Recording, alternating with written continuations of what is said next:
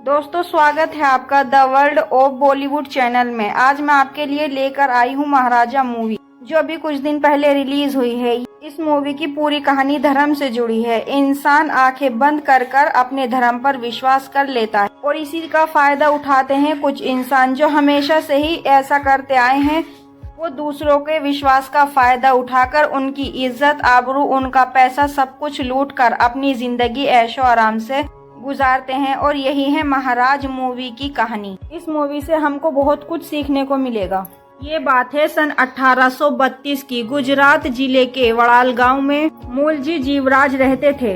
उनके वैष्णव कुटुंब में एक सुपुत्र का जन्म होता है। जीवराज के बेटे का चेहरा बिल्कुल उसके दादा पर ही मिलता था, इसलिए उसका नाम उसके दादा का ही रखा गया, कृष्ण दास। कृष्ण दास को हमेशा से ही अपने नाम के पीछे दास लगे होने से आपत्ति थी, जो कि वो टाइम आने पर जताता भी रहता है। धीरे धीरे कृष्ण दास बड़ा होता चला जाता है और साथ में उसके मन के सवाल भी। एक दिन कृष्ण दास अपने घर वालों के साथ पूजा में बैठ जाता है और वो देखता है कि अग्नि में अनाज डाला जा रहा है। वो पूछता है, ये अनाज क्यों डाला जा रहा है? पंडित जी बताते हैं कि ये सीधा भगवान को पहुंचता है। कृष्ण दास सवाल करता है कि क्या अग्नि को भगवान का पता मालूम है? ये बात सुनकर वहाँ सब के सब लोग चुप रह जाते हैं। उस बच्चे के मन में धर्म से जुड़े सवाल ऐसे ही उठते ही रहते हैं और 10 साल की उम्र में उसकी माँ उसको छोड़कर चली जाती है और कृष्ण दास के पिता दूसरी शादी कर लेते हैं। तभी कृष्ण दास के मामा आते हैं और वो उसको मुंबई लेकर चले जाते हैं। उस समय मुंबई कपास के व्यापारियों का गढ़ हुआ करता था। उस समय मुंबई में 7 हवेलियां हुआ करती थी। उन हवेलियों में से एक हवेली कालवा देवी के बिल्कुल बीचों बीच बसी हुई थी। उस समय हुकूमत तो अंग्रेजों की थी, लेकिन पूजा जाता है जे को। जे यानी हवेली का मुख्य महाराज। कृष्ण के मामा का घर हवेली के पास में ही होता है। कृष्ण बड़ा हो चुका था और धीरे धीरे मुंबई का ही हो चुका था। बचपन से ही कृष्ण की सोच क्रांतिकारी होती है, तो दादा भाई नौरजी जैसे लोगों से प्रभावित थी। कृष्ण उनके अखबार राजगुफ्तार के लिए अक्सर लेख लिखा करता था और अपने लेख के जरिए धार्मिक प्रथाओं और सामाजिक प्रथाओं को लेकर दुनिया को जागरूक करता है। और फिर आता है होली का त्योहार। वो सबसे पहले अपनी भाभों को रंग लगाता है और उसके बाद अपनी मंगेतर को रंग लगाने जाता है। किशोरी के साथ कई सालों पहले ही उसकी मंगनी हो चुकी थी, लेकिन किशोरी उसको रंग लगाने से मना कर देती है। कहती है कि पहले मैं जे को ही रंग लगाऊंगी, उसके बाद में तुम मुझको रंग लगा सकते हो। कृष्ण कहता है, ऐसा नहीं है, मैं तुमको रंग लगा सकता हूँ। लेकिन किशोरी उसको ये कहकर चुप कर देती है कि धर्म प्यार से बड़ा होता है, और ये कहकर वहाँ से भाग जाती है। सबसे पहले जे अपने भगवान को रंग लगाता है और फिर किशोरी के साथ में शहर की और कई सारी लड़कियां मिलकर जे के सामने अपना नृत्य पेश करती हैं और होली का त्योहार शुरू हो जाता है। तभी जे अपने सिंहासन पे से उठता है और सबसे पहले किशोरी को रंग लगाता है और फिर जे किशोरी को अपनी चरण सेवा के लिए हवेली के अंदर बुलाता है। और ये देखकर सभी बहुत खुश होते हैं। ये सारी लड़कियों को छोड़कर जे ने किशोरी को चुना था चरण सेवा के लिए, और जे के पास में किशोरी खुशी खुशी चली जाती है। उस वक्त कृष्ण सब जगह किशोरी को देखता है और उसकी छोटी बहन बताती है कि किशोरी को जे ने उसकी चरण सेवा के लिए चुना है। कृष्ण को पता नहीं था कि ये आखिर होता क्या है। वो उसको देखने अंदर चला जाता है, तभी उसको पता लगता है चरण सेवा अगर आम लोगों को देखनी है तो बहुत सारे उसको पैसे देने होंगे और फिर वो खिड़की में से देख सकता है। कृष्ण वहाँ पर पैसे देता है और खिड़की में से देखने लगता है। तभी जो कृष्ण देखता है उसके पैरों के नीचे से जमीन खिसक जाती है। वो देखता है कि उसकी मंगेतर जे के साथ में संभोग कर रही थी। कृष्ण क्रोधित होकर अपनी मंगेतर को जोर से आवाज लगाता है और खड़े पहरेदार को धक्का मारकर अंदर चला जाता है। तभी जो लोग खिड़की में से देख रहे थे वो कह रहे थे कि भगवान के काम में बाधा मत डालो, बाहर निकल कर आओ। तभी कृष्ण उन सब लोगों पर चिल्लाने लग जाता है कि यहाँ से जाओ, तुम यहाँ से जाओ। और फिर कृष्ण किशोरी से पूछता है कि ये चरण सेवा के नाम पर तुम क्या कर रही हो? किशोरी बताती है कि ये चरण सेवा है और बोलती है कि तुम यहाँ से जाओ, मैं थोड़ी देर में आती हूँ। किशन वहाँ से दुखी होकर चला जाता है और अपने घर पर जाकर फूट फूट कर रोता है और पूरे दिन वो यही सोचता रहता है कि आखिर उसकी मंगेतर ने ऐसा क्यों किया। दूसरे दिन सुबह को किशोरी उसको मिलती है और फिर किशोरी किशन को समझाने लग जाती है कि ये चरण सेवा है और ये प्रथा सदियों से चली आ रही है, एक न एक दिन इसको सबको करना पड़ता है। किशन कहता है कि ये प्रथा नहीं पाप है जो अपने हस्बैंड को छोड़कर किसी और के साथ में संभोग करे, और वो गुस्से में होता है और गुस्से में आकर उससे अपनी मंगनी तोड़कर वहाँ से चला जाता है। तभी किशोरी जेजे के पास में जाती है और उसको सारी बात बताती है। फिर जेजे उसको समझाता है कि घबराने की कोई बात नहीं है, ऐसा तो होता ही रहता है, और कहता है कि आज से तुम मेरी सबसे खास और लाडली हो। ये शब्द उसके दिल में लग जाते हैं और वो सब कुछ भूल जाती है, खुश हो जाती है कि मैं भगवान की लाडली बन चुकी हूँ। और किशोरी वहीं पर सो जाती है, लेकिन जब सोकर उठती है तो वहाँ पर जेजे नहीं होता और वहीं पर काम करती हुई एक औरत से वो पूछती है कि जेजे कहाँ है, तो वो औरत बताती है कि जेजे बाहर गए हुए हैं पूजा के लिए। किशोरी बाहर टहलने लग जाती है। फिर किशोरी को जेजे के चरण पादुका दिखाई देती है। वो कमरे के अंदर जाने ही वाली थी, लेकिन उसको जेजे की आवाज आती है कि वो किसी औरत से बात कर रहा था और कह रहा था कि आज से तुम मेरी सबसे लाडली और सबसे खास हो। किशोरी को ये सुनकर आश्चर्य होता है, क्योंकि कुछ देर पहले वो उससे भी यही बात कह चुका था। और फिर जेजे उस औरत को अपनी चरण सेवा के लिए बुलाता है। ये किशोरी अंदर झांकती है और वो झांक कर हैरान रह जाती है, क्योंकि जिससे वो बात कर रहा था वो उसकी छोटी बहन होती है। तभी किशोरी गेट खोलती है और अपनी बहन को जोरदार थप्पड़ मारती है और वहाँ से भगा देती है। और जेजे की सच्चाई उसकी आंखों के सामने आ चुकी होती है और वो उसको कहती है कि तुमने मेरा विश्वास तोड़ दिया है। किशोरी आज अंदर से टूट चुकी होती है और वो अपनी बहन को समझाती है कि धर्म के चक्कर में मत पड़, धर्म के चक्कर में मैंने अपने प्यार को खो दिया। और कृष्ण की सारी बातें उसको याद आती हैं और वो अपनी ही नजरों में गिर जाती है और सोचती है कि जो कृष्ण का हक था उसने वो जेजे को दे दिया। दूसरी तरफ हम देखते हैं कि कृष्ण को उसका भाई डांट रहा होता है, कहता है कि तुमने उससे सगाई क्यों तोड़ी, उनकी नाक कट जाएगी। लेकिन इधर कृष्ण अपनी बात पर अटल था, कहता है कि मैं उससे शादी नहीं करूंगा। और उसकी भाभी गुस्से में आकर उसको घर से बाहर निकाल देती है। फिर कृष्ण पूरी रात क्रश के बाहर गुजार देता है। फिर अगली सुबह होती है। फिर सेठ गोकुल दास और सोहराब जी उससे मिलने के लिए आते हैं।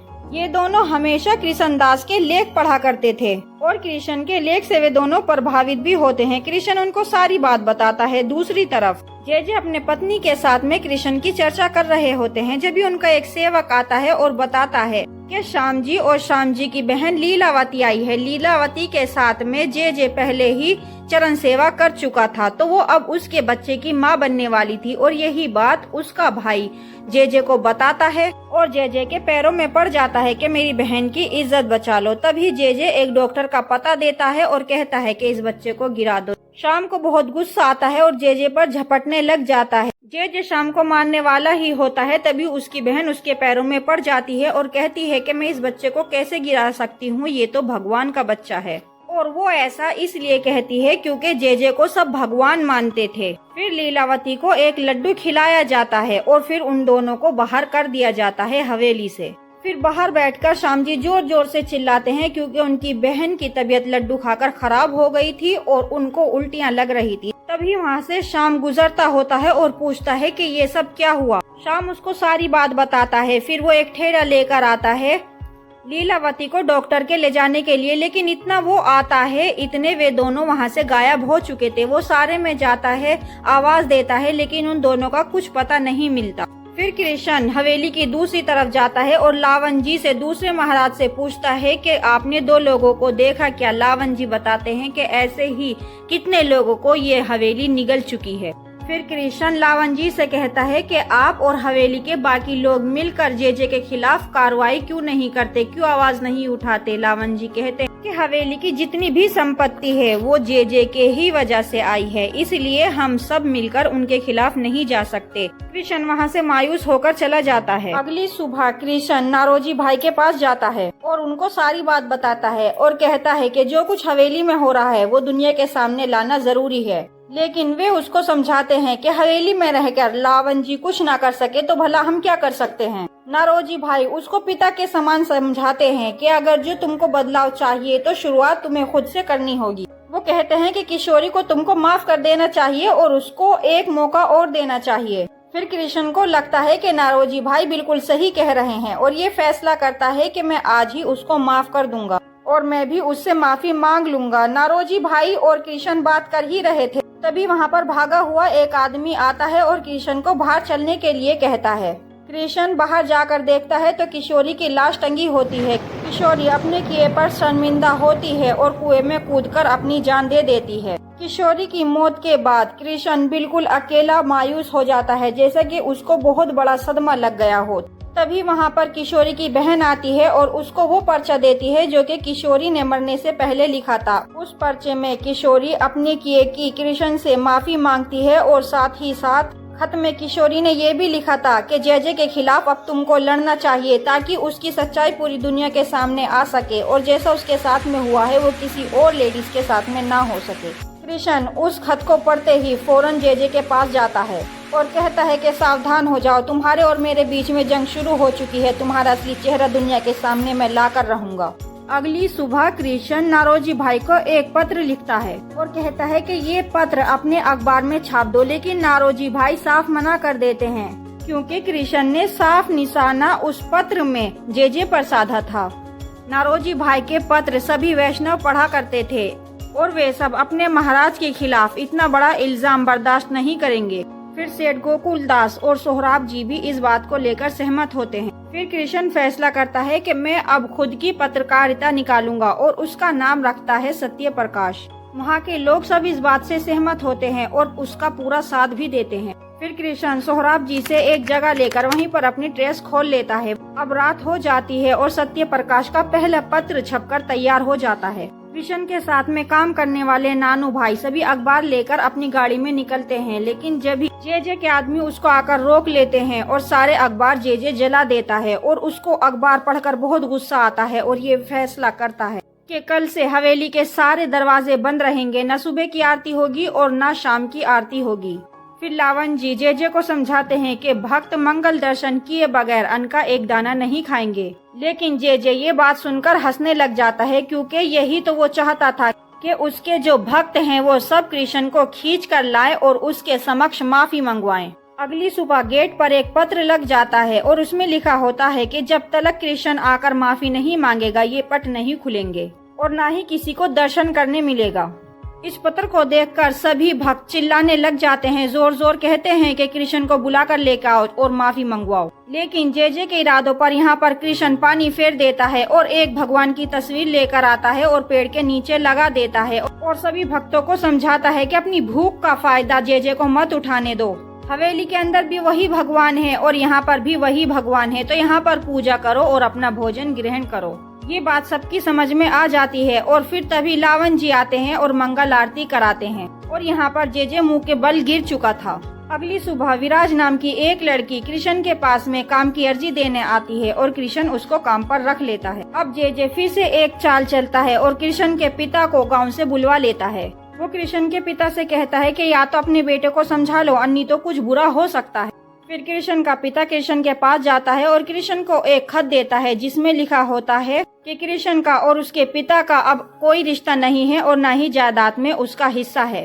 वो सोचते हैं ये सब पढ़कर कृष्ण मान जाएगा, लेकिन ऐसा नहीं होता। फिर कृष्ण विराज को उस पत्र को दे देता है और उसको सत्य प्रकाश में छपवा देता है। अब कृष्ण इस लड़ाई में अपने पूरे परिवार को खो चुका होता है और नदी के किनारे उदास खड़ा होता है। तभी वहाँ विराज आती है और उसको हंसाने की कोशिश करती है और उसको समझाती है और फिर उससे अपने प्यार का इजहार करती है और बताती है जब से मैंने तुम्हारी पहली पत्रिका पढ़ी है तब से मैं तुमसे प्यार करती हूँ और शादी करना चाहती हूँ। लेकिन यहाँ पर शादी के लिए कृष्ण साफ साफ मना कर देता है और कहता है कि मैं अपने और अपने लक्ष्य के बीच में किसी को आने देना नहीं चाहता, नहीं तो मैं लक्ष्य से भटक जाऊंगा। अब हवेली में दान की कमी होने लगी थी क्योंकि सभी भक्त अब हवेली के बाहर पूजा करने लगे थे, तो इसलिए उसको मजबूरी में हवेली के पट खोलने पड़ते हैं। और फिर जे एक नई चाल चलता है और कृष्ण पे 50,000 मानहानि का केस कर देता है। जब ये बात कृष्ण को पता लगती है तो वो उदास होकर बैठ जाता है क्योंकि ना तो उसके पास में 50,000 रुपए थे और ना ही कोई गवाह। तभी सेठ गोकुलदास कुछ आदमियों को लेकर आते हैं जो कि जेजे के खिलाफ गवाही देने के लिए तैयार थे। उन सबकी बहन बेटियों के साथ में भी जेजे ने वही किया था जो कि सबके साथ में करता था। कृष्ण की उम्मीदें एक बार फिर जाग जाती हैं और वो अपने वकील को लेकर हवेली में जाता है और एक बार फिर जेजे को चेतावनी देता है कि केस लड़ने के लिए तैयार हो जाओ। फिर कृष्ण कोर्ट में जाने के लिए तैयारी करने लग जाता। तभी वहाँ गोकुलदास भागे हुए आते हैं और बताते हैं कि जेजे ने सबको धमकी दे डाली है कि कोई उनके खिलाफ गवाही नहीं देगा और अगर ऐसा किया तो अच्छा नहीं होगा। वे दोनों बात कर ही रहे होते हैं, तभी वहाँ पर एक आदमी आता है और कृष्ण से बाहर चलने के लिए कहता है। कृष्ण बाहर जाकर देखता है तो उनकी सत्य प्रकाश जोर जोर से जल रही होती है और वो समझ जाता है कि ये जेजे का ही काम है और वो पूरी तरह से टूट जाता है। फिर विराज उसको फिर से दिलासा देती है और फिर वहाँ पर एक आदमी आता है कि तुमको अभी जेजे की पत्नी ने बुलाया है। फिर कृष्ण वहाँ पर जाता है और जेजे की पत्नी उसको एक पता देती है और बोलती है कि अगर तुम इस पते पर जाओगे तो तुमको एक गवाह मिल जाएगा। फिर कृष्ण उस पते पर तुरंत ही पहुँच जाता है।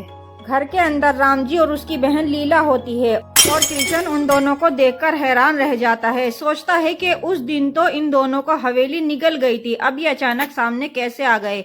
तब शाम उसको बताता है कि हवेली निगल नहीं गई थी बल्कि जेजे की पत्नी ने अंदर बुला लिया था और उसको अदरक वाला पानी पिलाकर उसकी उल्टियां बंद कराई गई थी। अब कृष्ण समझ चुका होता है कि जेजे की पत्नी भी चाहती है कि जेजे के खिलाफ कृष्ण केस लड़े।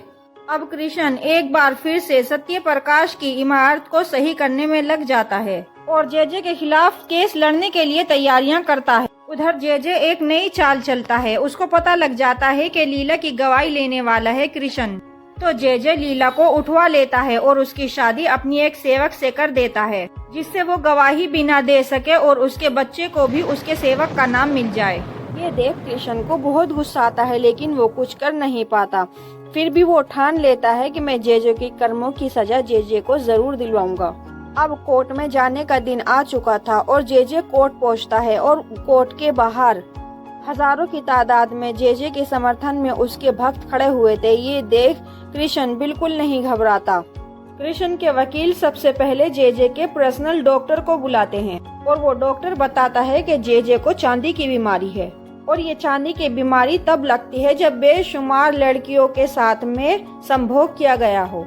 लेकिन ये सुनकर जेजे बिल्कुल अपनी बात पलट देता है। वो कहता है मैंने अपने डॉक्टर से चांदी का रोग नहीं कहा था, मैंने अपने डॉक्टर से चांदे का रोग कहा था जो कि एक किस्म की फोड़े फुंसी निकलने की बीमारी होती है। जेजे सोचता है कि मैं इस चाल से बच जाऊंगा लेकिन ऐसा नहीं होता। डॉक्टर कहता है कि जेजे को इसके डॉक्टर के अलावा किसी और डॉक्टर को बुलाकर इसका चेकअप कराया जाए।